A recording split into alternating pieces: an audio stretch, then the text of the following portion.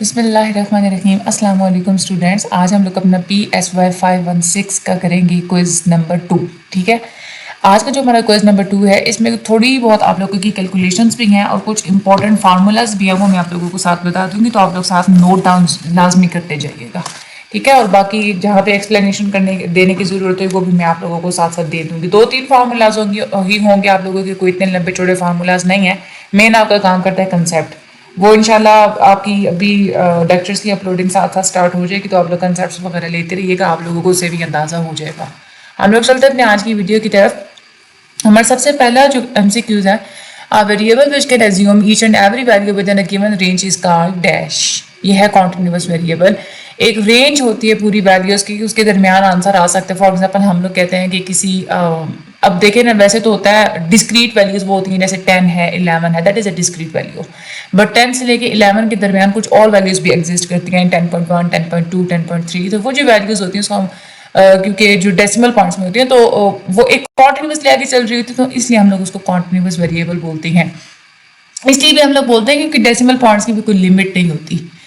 आगे हम लोग चलते हैं, हमारा जो अगला MCQ है, which of the following shapes of frequency curve will be made from proportions of the various samples while estimating confidence interval of proportion. Confidence interval of proportion का एस्टिमेट लगाने के लिए जो हमारे पास कर्व बनती है वो होती है बेल शेप्ड। यहाँ पे आप लोग इसको फिलहाल याद कर लें, गुजर गए ना आपके सर के ऊपर से, क्योंकि ये आप लोग जब लेक्चर्स वगैरह लेंगे, जिन स्टूडेंट्स ने लेक्चर्स लिए उनके तो खैर सर के ऊपर से नहीं गुजरा होगा, उनको तो पता चल गया होगा कि ये किस चीज़ के बारे में बात हो रही है, बट मजीद आप लोग जब लेक्चर्स लेंगे तो आप लोगों को पता चल जाएगा। आगे चलते हैं, numerical value used as a summary measure for a sample such a sample mean is known as. वो वाली न्यूमेरिकल वैल्यू जिसको हम लोग सैंपल की एक समरी मेजर के तौर पे हम लोग यूज़ करते हैं, यानी कि आपने एक सैंपल चूज़ किया पॉपुलेशन के अंदर से और आप लोगों ने उसका मीन कैलकुलेट किया, इसको हम लोग क्या बोलते हैं, सैंपल स्टैटिस्टिक बोलते हैं। देखिए यहाँ पे दो टर्म्स बहुत ज़्यादा आप लोगों की इंपॉर्टेंट हैं, एक होते हैं सैंपल स्टैटिस्टिक और दूसरे होते हैं पॉपुलेशन पैरामीटर। जब आप लोग एक सैंपल चूज कर लेते हैं ना पॉपुलेशन के अंदर से, उस सैंपल पे आप लोग जितनी भी कैलकुलेशंस करते हैं, आप लोग उसका मीन फाइंड आउट करें, आप लोग उसका मॉड फाइंड आउट करें, आप लोग उसका मीडियन फाइंड आउट करें, आप कुछ भी फाइंड आउट करें सैंपल में से, और उसके जितने भी रिजल्ट्स होते हैं आप लोग एक टेबल की फॉर्म में ड्रॉ कर लें, उसको हम लोग क्या कहेंगे। आप तो वैसे ये कहेंगे ना, जनरली अगर बात करेंगे आप ये कहेंगे कि मेरे सैंपल के ये रिजल्ट्स हैं, ये कैलकुलेशंस हैं, लेकिन हम लोग उसके लिए वर्ड यूज करते हैं सैंपल स्टैटिस्टिक।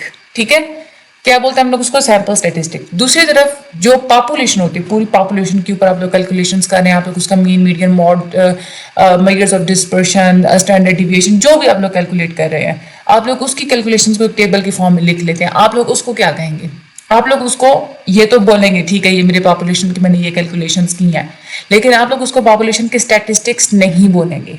स्टैटिस्टिक्स लफ्ज सिर्फ सैंपल्स के लिए इस्तेमाल होता है, not for the whole population. Population की जितनी भी मेजरमेंट्स होती है उसके लिए हम लोग लफ्ज पैरामीटर का इस्तेमाल करते हैं। ठीक है, तो यहाँ पे सैंपल की मीन की बात हो रही थी, तो हम लोग इसको क्या बोलेंगे, सैंपल स्टैटिस्टिक बोलेंगे। अगर यहाँ पे होता ना कि अब numerical value used as a summary measure for a population, तो फिर हम लोग उसको क्या बोलते, पॉपुलेशन पैरामीटर बोलते। तो आप लोगों ने यही से आप लोग इसको क्लियर कर लें। आगे चलते हैं, what is the relationship between a 95 confidence interval and a 99 confidence interval from the same sample. 99 confidence interval will be wider. ठीक है, 99 ये वैल्यू बड़ी है, यहाँ से आप लोग अंदाजा लगा लेंगे ये बड़ी वैल्यू तो ये वाइडर है। The 99% interval will be wider, ये बात आप लोगों ने याद रखें। The greater the difference between the largest and the smallest value of a data. आपके पास एक डेटा मौजूद है, आपके पास 10 वैल्यूज़ हैं, ठीक है, उसमें आप पहले देखते हैं कि सबसे बड़ी वैल्यू कौन सी है, और उसके बाद आप लोग ये देखते हैं कि सबसे छोटी वैल्यू कौन सी है। सबसे बड़ी वैल्यू में से आप लोग सबसे छोटी वैल्यू को माइनस कर देते हैं, इस चीज़ को हम लोग बोलते हैं range. Range is equal to smallest value minus range is equal to largest value minus smallest value. ठीक है, अब उन्होंने ये कहा है कि जितना ज़्यादा लार्जेस्ट एंड स्मॉलेस्ट वैल्यू में डिफरेंस होगा, फॉर एग्जांपल लार्जेस्ट वैल्यू हमारी 100 है एंड स्मॉलेस्ट वैल्यू हमारी कितनी है 5, तो 100 माइनस 5 क्या आंसर आएगा हमारे पास 95।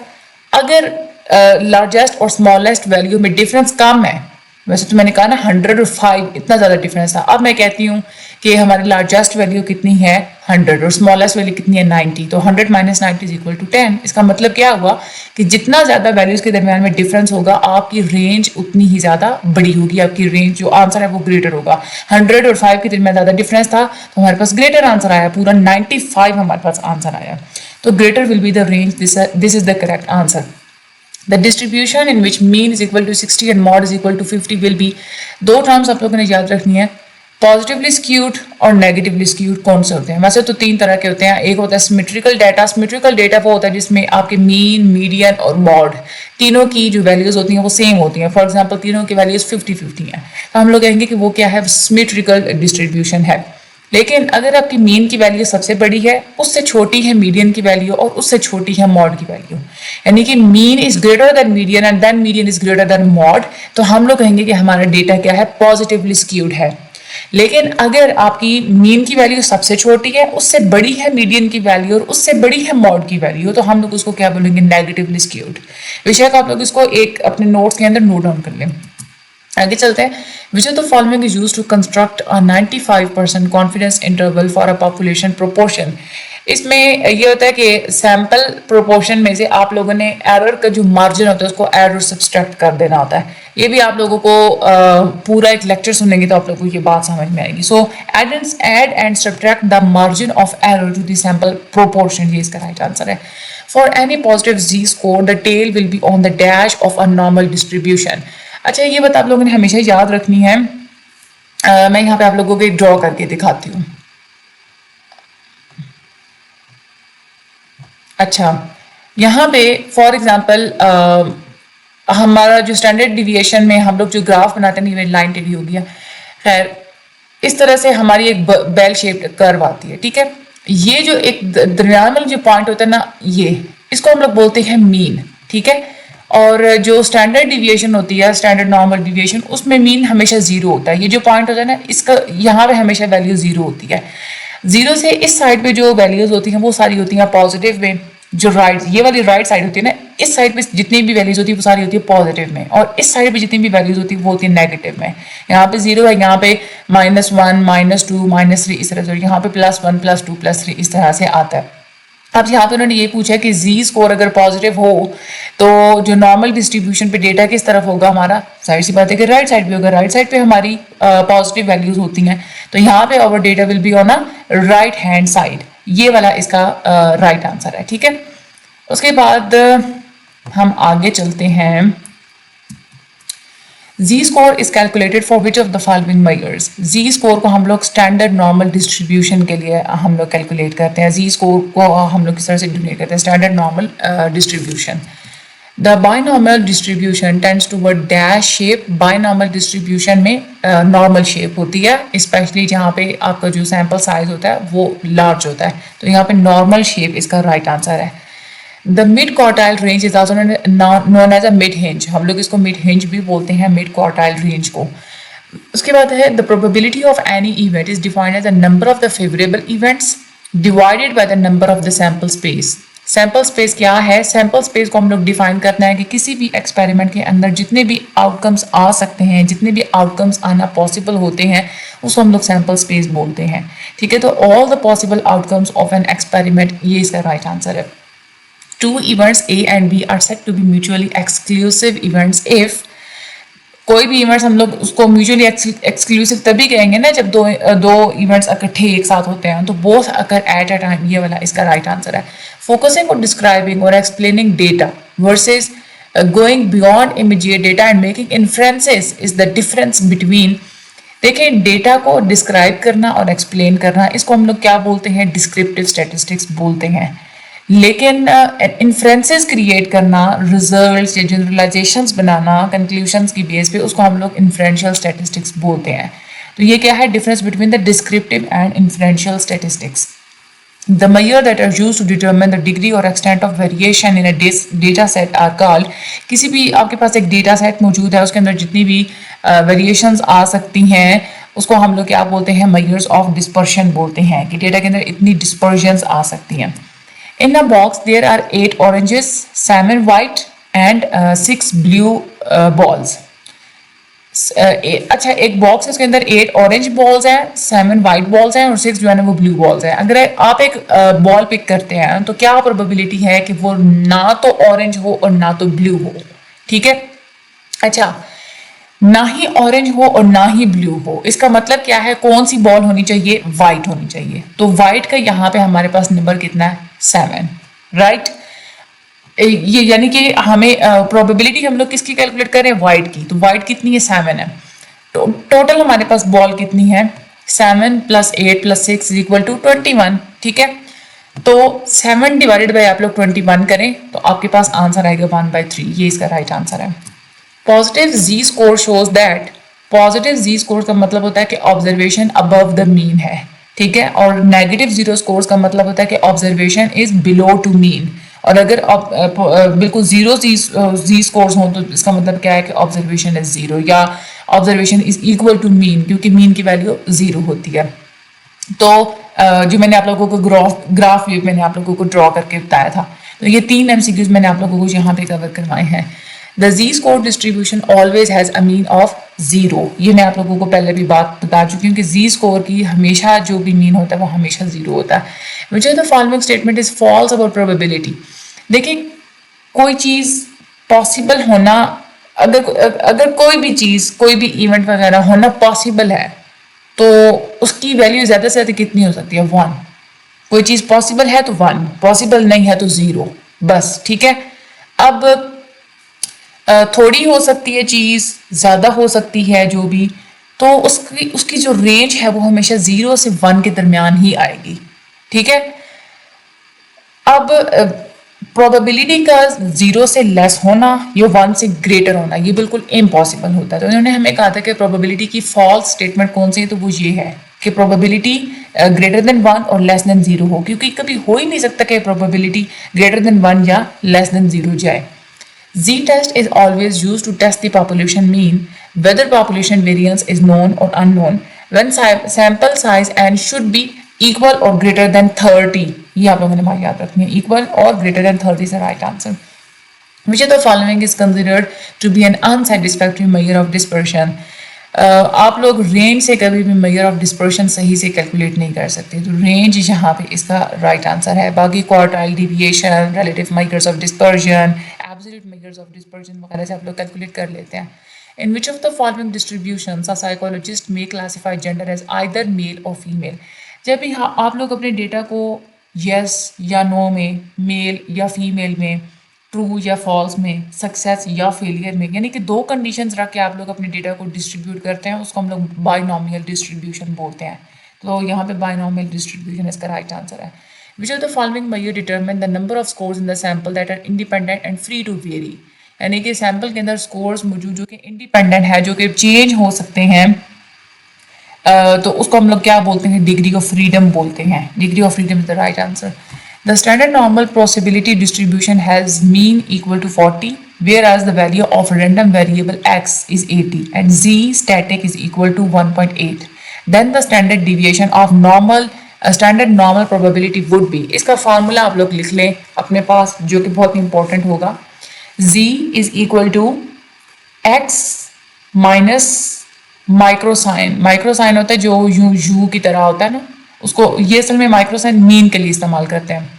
आप लोग देख लें एक्स हमारे पास क्या होता है? कोई भी रैंडम वेरिएबल, ठीक है, माइनस मीन, ठीक है, and whole divided by, divide में ना ये एक साइन आता है। मैं आप लोगों को पूरा फॉर्मूला यहाँ पे मैं ड्रॉ करके बता देती हूँ।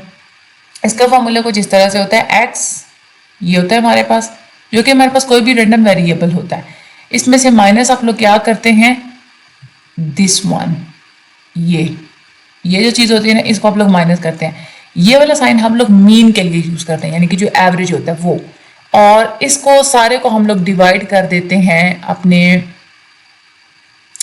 इस साइन के साथ। अब ये मेरे साथ ये वाला सही ड्रॉ नहीं हो रहा क्योंकि ये मार्कर, अच्छा ये वाला जो साइन होता है ना, ये इस साइन को हम लोग बोलते हैं standard deviation of standard normal probability.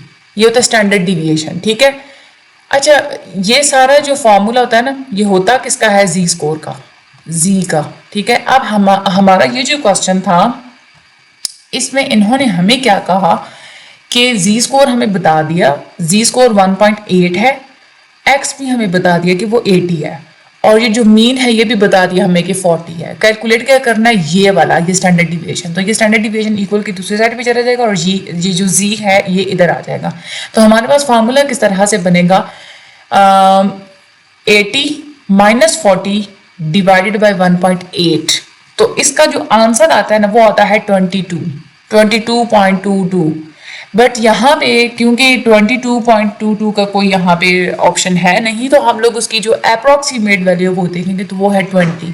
तो 20 यहाँ पे इसका राइट आंसर है। आगे चलते हैं। In binomial distribution the formula of calculating mean is, binomial distribution में मीन कैलकुलेट करने के लिए आप लोग प्रोबेबिलिटी को नंबर ऑफ ऑब्जर्वेशंस के साथ मल्टीप्लाई करते हैं, तो p मल्टीप्लाई बाय n, ये इसका राइट आंसर है। सैंपल ऑफ द साइज 25, यानी कि एक सैंपल है उसका साइज 25 है जो कि पॉपुलेशन से सिलेक्ट किया गया है, और पॉपुलेशन का जो मीन है वो है 40, ठीक है। और उसके बाद जो स्टैंडर्ड डिविएशन है वो है 7.5। What would be the mean of the sampling distribution of sample means? वो कह रहे हैं कि सैंपल का जो इसकी जो मीन है ना सैम्पलिंग डिस्ट्रीब्यूशन का वो कितना होगा।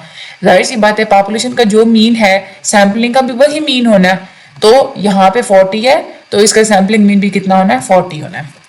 The scatter in a series of values about the average is called as dispersion.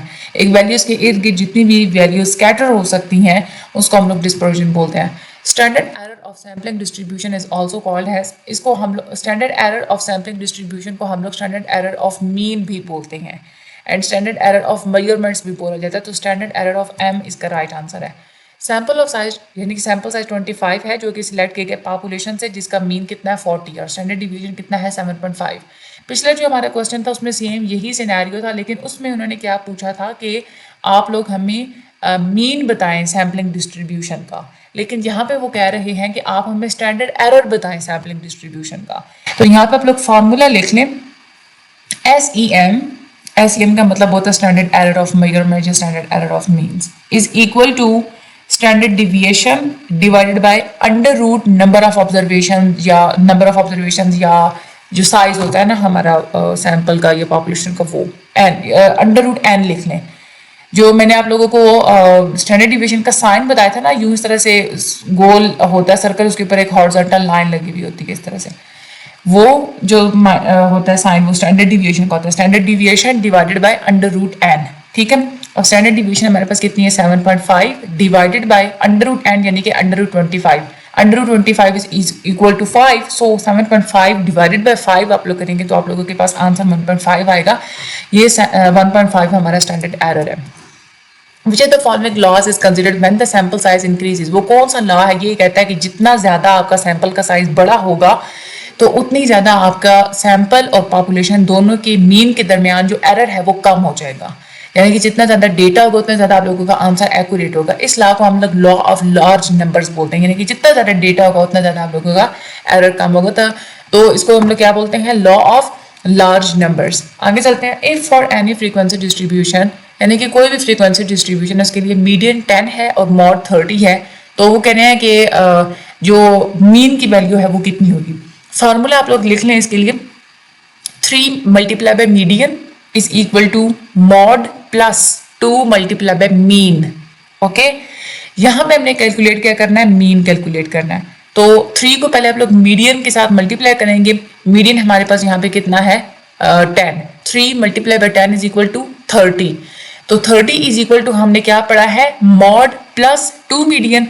Mod भी हमारे पास कितना है 30 है। मॉड अब क्योंकि मीडियन वाले साइड पे आके इसको आप लोग पेज पे साथ सॉल्व करेंगे आप लोगों को पता चल जाएगा। मॉड मीडियन के साथ जब आएगा इक्वल की दूसरी साइड पे, तो यहाँ पे मॉड मीडियन के साथ माइनस होगा। मॉड हमने कितना फाइंड आउट किया था 30, क्योंकि 3 मीडियन फार्मूला था, तो 3 multiply by is equal to 30। 30 में से मॉड कितना है हमारे पास 30, तो 30 माइनस 30 इज इक्वल टू 0। अब हमारे पास फार्मूला कितना रह गया, 0 is equal to 2 mean. Mean के साथ 2 मल्टीप्लाई हो रहा है तो दूसरी साइड पे आके 0 के साथ डिवाइड हो जाएगा, तो हमारे पास मीन आएगा कितना 0। 0 इसका राइट आंसर है। What is the relationship between a 95 confidence interval and a 99 confidence interval from the sample mean. इसमें ये वही है, 99 इंटरवल वाइडर होता है। नेगेटिव जी स्कोर का मतलब क्या होता है कि आपकी ऑब्जर्वेशंस क्या है, बिलो टू मीन है, ठीक है, on the left side of the mean, observation is below to mean. What would be the probability of an impossible event, जो इवेंट है ही इम्पॉसिबल, जो कि हो ही नहीं सकता, उसकी प्रोबेबिलिटी जीरो है, उसके होने के चांसेस कितने, जीरो। प्रोबेबिलिटी क्या होता है, किसी चीज के होने के कितने चांसेस है, दैट इज अ प्रोबेबिलिटी। तो यहाँ पे प्रोबेबिलिटी कितनी है, वो जीरो है। Which of the following is the most common level of confidence? 95% को सबसे ज्यादा कॉमन लेवल ऑफ कॉन्फिडेंस लिया जाता है। और डिस्ट्रीब्यूशन में टू मोड्स, यानी कि वो डिस्ट्रीब्यूशन जिसमें दो मोड्स होते हैं उसको हम लोग बाई मॉडल डिस्ट्रीब्यूशन बोलते हैं। अब वो वाली डिस्ट्रीब्यूशन जिसमें हर जो ट्रायल आपने करवाया है उसका या तो उसमें सक्सेस हो सकती है या तो फेलियर हो सकता है, जस्ट दो कंडीशंस हैं, तो ऐसी डिस्ट्रीब्यूशन को हम लोग बाइनॉमियल डिस्ट्रीब्यूशन बोलते हैं। आगे है इन अ मॉडरेटली स्क्यूड डिस्ट्रीब्यूशन, मीन कितना हमारे पास 45 और मीडियन हमारे पास कितना है 30, और वो हमें कहता है कि मॉड की वैल्यू बताएं। इसमें सेम वही फार्मूला लगेगा, 3 multiply by median is equal to mode plus 2 mean. इसमें आप लोगों ने सबसे पहले मीडियन को किसके साथ मल्टीप्लाई कर देना है, 3 के साथ, कितना आएगा आपके पास आंसर 90। उसके बाद 2 को आपने मल्टीप्लाई करना है मीन के साथ, 2 मल्टीप्लाई 45 ऑल्सो 90। अब आप अगर पेज पे रख के इसको आप लोग सॉल्व करें तो हमारे पास कुछ इस तरह से फार्मूला बनता है, 90 is equal to mode plus 90। Mode हमने फाइंड आउट करना है, तो मॉड के साथ जो 90 प्लस हो रहा है वो दूसरी साइड पे जाके क्या हो जाएगा, माइनस हो जाएगा, ऐसा ही है। अच्छा, यहाँ पे आप लोगों ने, हाँ, तो हमारे पास अगेन यहाँ पे जो आंसर है 90 माइनस 90 इज इक्वल टू 0, यहाँ पे मिस्टेक हुई है।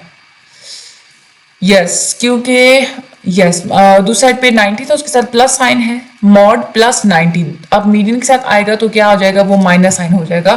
तो ये 90 माइनस 90 इज इक्वल टू 0, यहाँ पे 0 इसका करेक्ट आंसर है, this is not a correct one.